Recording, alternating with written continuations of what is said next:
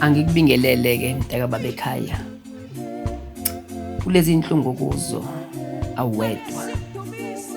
Kulobo mzimba obhekene nabo. Ngifuna ukuthi wena wedwa futhi. Khala kuJehova bika kuSomandla.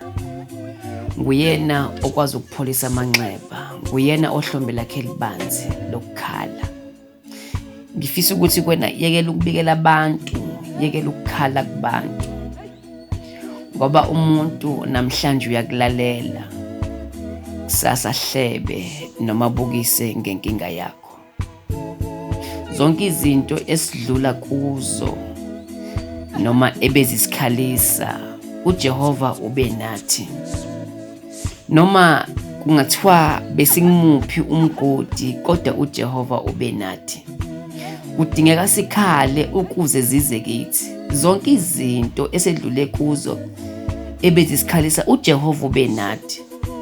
Ngoba izinto zethu bezibanjwe uSathane. Ngoba izinto zethu besemanzini amnyama. Kudingeka sikhale ukuze zize kithi. Besithi noma sifuna ukucima isibani, athela amafutha uJehova. Alungisa itafula phambi kwezitha zakho. Ngoba akafuni izitha zakho zidle la ekubekele khona. uJehova unomona ngawe. Uyalideka itafula phambi kwezitha zakho. uJehova uyahlelemba indlela emagebhugebhu ngenxa yegama lakho. uJehova kuko konke unginakile. Hlala kuyo uzodle ngokukholeka.